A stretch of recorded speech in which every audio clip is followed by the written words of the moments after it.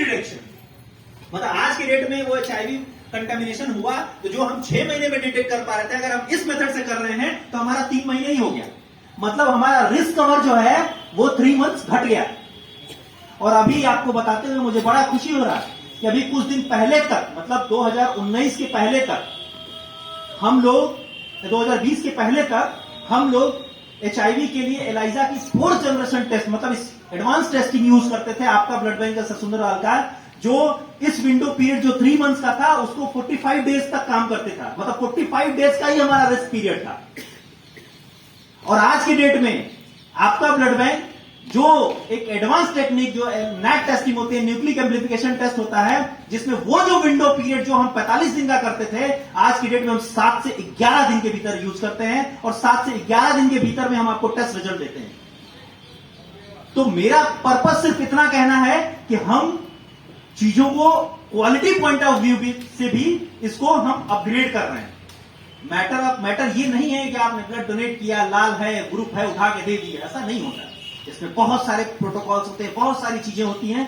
आप blood donation से लेकर के उसकी सेफ्टी तक, उसका मेजरमेंट तक, उसका क्वालिटी तक, ये सब सारी चीजें हम मैनेज करते हैं। और मैनेज करने के बाद उस पेशेंट को ट्रांसफ्यूज किया जाता है। तो ये जो टेस्टिंग आपको मिलेगी वो नैट टेस्टेड ब्लड के रिजल्ट मिलेगा जो आपके डोनर कार्ड पे लिखा होगा। तो ये एक एडवांस वर्जन टेस्ट होता है। इसके बाद हम अगर थोड़ा सा, बहुत ज्यादा टाइम नहीं लेंगे, इसके बाद हम थोड़ा सा और दूसरे पार्ट पे आते हैं जिसमें आप कौन ब्लड डोनेट कर सकता है। अगर आप 18 साल से ज्यादा हैं और 65 साल से कम है, जैसा सर ने बताया कि आप स्वस्थ हैं, तो आप डोनेट कर सकते हैं। अगर आपको कोई भी इस तरीके की परेशानी हुई हो, अगर आप, इस समय सबसे ज्यादा कॉमन चला है वैक्सीनेशन, जो कोविड का वैक्सीनेशन हुआ है तो कितने दिन में डोनेट कर, अगर आपने फर्स्ट डोज या सेकेंड डोज कोई भी लिया है तो आप 14 दिन के बाद डोनेशन कर सकते हैं। और ब्लड डोनेशन के तुरंत बाद अगले दिन जो है आप वैक्सीनेशन भी करा सकते हैं। इसमें उसका कोई लेना देना नहीं है, पहली चीज। दूसरी चीज, अगर आपको 6 महीने के भीतर में मलेरिया, पीलिया, टाइफॉइड या इस तरीके की कोई भी बीमारी हुई रहेगी तो आप ब्लड डोनेट नहीं कर सकते हैं। ये सारी चीजें हमको क्वेश्चनर में लिखा रहता है, उसमें हाँ या ना में टिक लगाना होता है। इसके अलावा अगर आपको कोई ऑपरेशन हुआ हो या कोई इस तरीके की परेशानी हो, मतलब हम लोग का पर्पज इतना होता है कि आपका सेफ ब्लड ले, मतलब सेफ्टी ऑफ द डोनर और पेशेंट की भी सेफ्टी दोनों इंपॉर्टेंट है हमारे लिए। मतलब आप अच्छी तरीके से स्वस्थ रहें और मरीज को भी अच्छा ब्लड ट्रांसफ्यूज करा पाए, ये हमारी प्रायोरिटी होती है। ठीक है, तो बहुत ज्यादा नहीं टाइम लूंगा मैं। अगर आपके मन में, सर ने भी बोला, हमने भी बोला, अगर आपके मन में कोई भी सवाल अगर होता हो, क्योंकि सवाल आने चाहिए, सवाल आने का मतलब होता है कि आप, लगता है कि नहीं आप सुन रहे थे, तो सवाल आने चाहिए। अगर आपको किसी भी इससे रिलेटेड अगर कोई सवाल हो तो आप जरूर पूछिए, कि जिज्ञासा होनी चाहिए। अगर आप जिज्ञासा रहेगा तो उसका हम जवाब देने की कोशिश करेंगे। किसी के मन में कोई सवाल है बताएं। एक बार मैंने ब्लड डोनेट कर लिया तो मैं सबसे कम कितने दिन बाद डोनेट कर सकता हूँ? अगर आपने आज ब्लड डोनेट कर दिया है तो 3 महीने के बाद आप दोबारा फिर ब्लड डोनेट कर सकते हैं। सबसे कम का मतलब 3 मंथ्स होता है, वो हमारी गाइडलाइंस के थ्रू बनाई गई। सर मान लीजिए घर पे एक्सीडेंट हो गया था, मैं कह रहा हूं बार बार इस चीज को समझने की जरूरत है कि अगर हाइपोथेटिकल सिचुएशन में आपके पास पैसा नहीं है और आपको भूख लगी है तो आप चोरी करने नहीं जाएंगे, कोई भी गलत चीज नहीं कर सकते हैं। क्यों? क्योंकि जहां भी अगर आपने कोई चीज को बाईपास किया, इसका मतलब आपने जिस पेशेंट को ट्रांसफ्यूज कराना चाहते हैं, जिसको आप बढ़िया ब्लड देना चाहते हैं, उसको बढ़िया ब्लड आप नहीं दे रहे। इसका मतलब साफ है। अगर आपने 3 महीना हमको क्राइटेरिया बनाया गया है तो उसमें बहुत सारे मेडिकल टर्मिनोलॉजी, मेडिकल साइंस इस्तेमाल किया गया है कि नहीं, क्यों किया जा रहा है। और अगर आप 1 महीने में ही डोनेट कर देंगे तो ऐसा नहीं कि आप 1 महीने में डोनेट कर देंगे तो मर जाएंगे या कोई ऐसी इंसिडेंट, लेकिन कुछ उसकी क्वालिटी में, कुछ उसकी चीजों में, कुछ आपके साथ कुछ चीजें बदल सकती हैं। इसीलिए जो एज पर गाइडलाइन है उसी गाइडलाइन के तहत 3 मंथ्स बाद ही डोनेशन होना चाहिए। नहीं आप कर पा रहे हैं, एक्सीडेंट हुआ है या कोई परेशानी है, वो ब्लड बैंक की जवाबदेही है कि ब्लड बैंक उसको ब्लड प्रोवाइड कराए। ब्लड बैंक में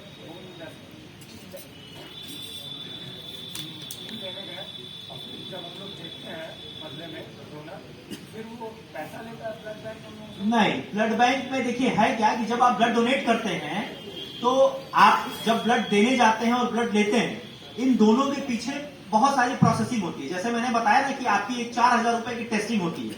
आप जब ब्लड डोनेट करते हैं तो उस ब्लड का हम सारा टेस्ट करते हैं और आपको टेस्ट किया हुआ ब्लड देते हैं, तो उसमें लगभग 4 से 5,000 रुपए खर्चा होता है मोटा मोटी। लेकिन पहले 1 जनवरी 2020 के पहले हम लोग इस पैसे को 850 रुपए के हिसाब से पेशेंट से चार्ज करते थे। लेकिन आपको बताते हुए हमें बहुत खुशी हो रही है कि 1 जनवरी 2020 के बाद से, सर 2020 ना 19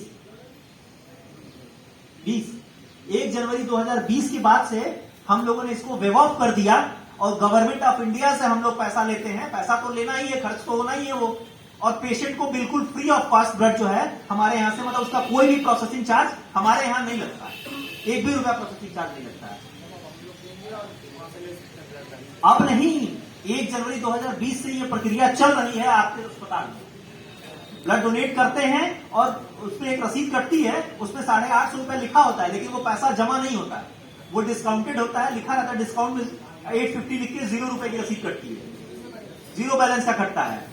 और वो इसलिए होता है ताकि बाद में हम लोग ये कहें गवर्नमेंट से कि हाँ हमने इतना ब्लड दिया है, इतना पैसा, क्योंकि हमारी टेस्टिंग कॉस्ट तो आ रही है ना उसमें, वो टेस्टिंग कॉस्ट हमको गवर्नमेंट से लेना होता है, तो इसलिए जो है उसका होता है, लेकिन पेशेंट से कोई चार्ज नहीं किया जाता। सर हमने सिगरा ब्लड बैंक में 2 यूनिट ब्लड हमें चाहिए था, तो हम देखिए प्राइवेट का चीजें अलग, हाँ मतलब इसको डिफरेंशिएट करना पड़ेगा आपको कि प्राइवेट में सारी चीजें डिफरेंट हैं, गवर्नमेंट की चीजें डिफरेंट है। हम गवर्नमेंट ऑर्गेनाइजेशन की बात कर रहे हैं, तो हमारे यहाँ बिल्कुल पूरी तरीके से फ्री है। बाकी और भी सारे सेंटर्स हैं जो प्राइवेट है, उनका अलग अलग चार्ज है, तो उसमें हम नहीं ज्यादा कमेंट करेंगे। ठीक है, और कोई सवाल?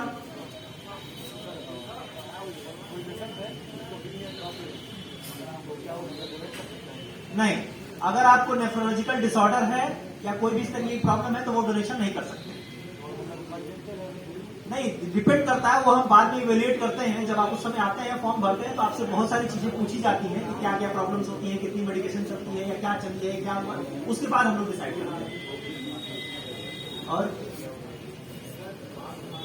ब्लड डोनेट करने के बाद हमें जो सर्टिफिकेट मिलता है उसकी वैलिडिटी कितनी होती है, और क्या हम सर्टिफिकेट का किसी भी सरकारी अस्पताल में कर सकते हैं? अब एक चीज समझने की बात है, जैसे इन्होंने कहा कि ब्लड डोनेट, बड़ा अच्छा सवाल पूछा उन्होंने कि ब्लड डोनेशन करने के बाद वो सर्टिफिकेट मिलता है और उस सर्टिफिकेट की वैलिडिटी कितनी होती है। एक्चुअली में ब्लड डोनेशन सर्टिफिकेट की कोई वैलिडिटी नहीं होती, क्लियर कट है, लाउड एंड क्लियर है।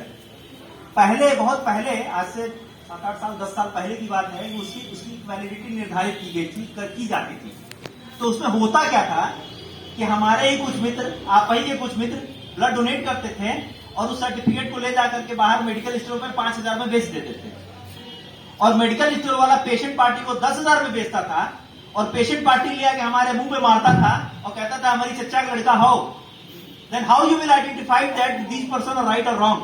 आप नहीं कर सकते। इसलिए हम लोगों ने उसमें कुछ बदलाव ले आए। बदलाव ये ले आया कि अगर आपने ब्लड डोनेट किया है और within 3 month you are not eligible for donation. क्यों? क्योंकि आज आपने ब्लड डोनेट किया और 3 महीने के भीतर आप दोबारा नहीं दे सकते हैं, और आपके फैमिली कंसर्न में, like that mother, father, brother, sister, husband, wife, family concern में अगर आपको जरूरत पड़ती है तो हम आपको 1 नहीं 5 यूनिट ब्लड देने की मद्दा रखते हैं। लेकिन आप अगर उस ब्लड डोनेशन करके उस सर्टिफिकेट को अपने गांव के दूर के रिश्तेदार को दे देंगे, तो इसका मतलब ब्लड डोनेशन 2 ही कैटेगरी में होता है।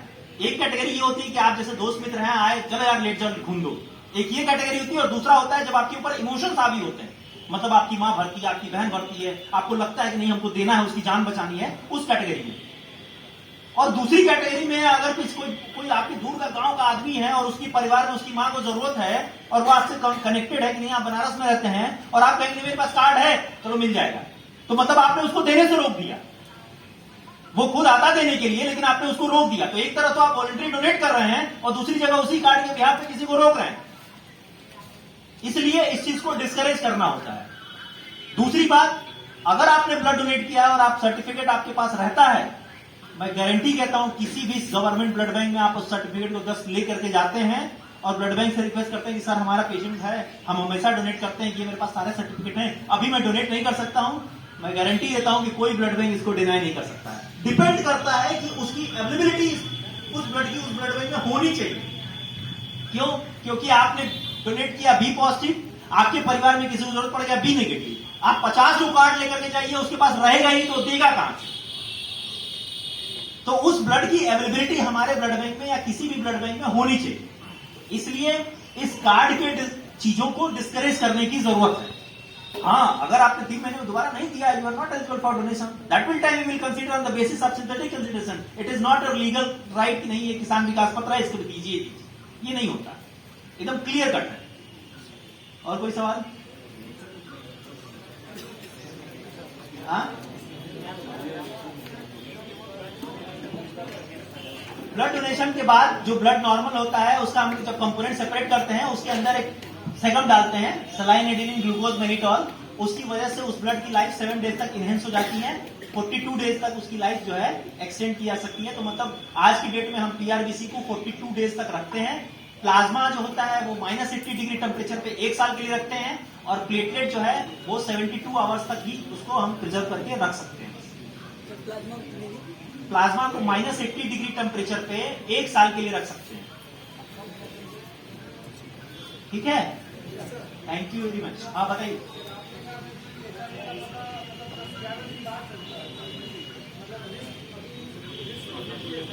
हाँ, अभी भी रिस्क हमारा 7 to 11 डेज है, जबकि हम बहुत ही हाईली स्पेसिफाइड टेस्ट करते हैं, बहुत ही हाईली स्पेसिफाइड टेस्ट करते हैं, जिसमें पर टेस्ट में कॉस्टिंग हम लोग को अलग से 1000 रुपीज की कॉस्टिंग आती है पर टेस्ट।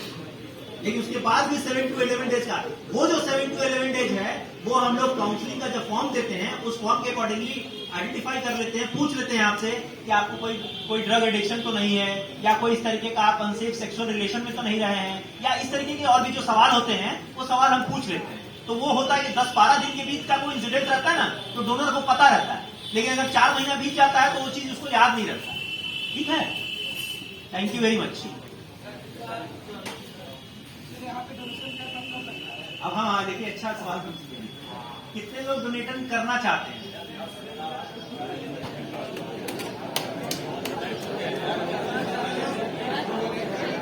मैं आपके यूनिट कमांड से मैं बात कर लूंगा पीसीओ साहब से, और बात करके बहुत जल्दी जो है हम कोशिश करेंगे, प्लान करेंगे कि कहीं आप लोग डोनेशन कैंप में आइए और डोनेट करिए। और मेरा पर्पस सिर्फ इतना नहीं कि आप डोनेट करिए, मेरा पर्पस सिर्फ इतना है कि आप आगे भी लोगों को जागरूक करिए कि नहीं, इससे कोई दिक्कत नहीं होता है। हम लोग हर 3 महीने में ब्लड डोनेट करते हैं, पूरे 3 मंथ, कहीं कोई समस्या नहीं होती, कहीं कोई परेशानी नहीं होती। और जब आप देकर देख लेंगे तब आपको फील होगा कि नहीं, कोई समस्या ही नहीं है। हाँ बताइए। हाँ हो जाए।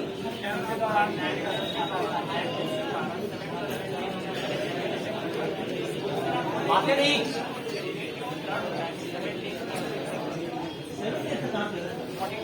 हाँ,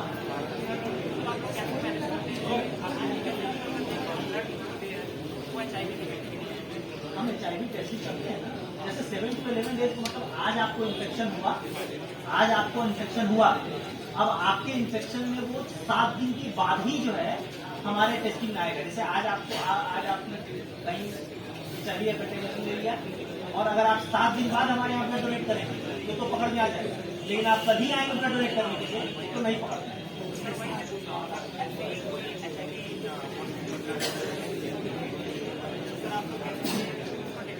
नहीं कर पाते, इसीलिए कहा जाता है कि ये संक्रमित ब्लड चढ़ाने से चलता है, लेकिन ये सोचिए हम 6 महीने से लगा के 7 से 11 दिन लगे।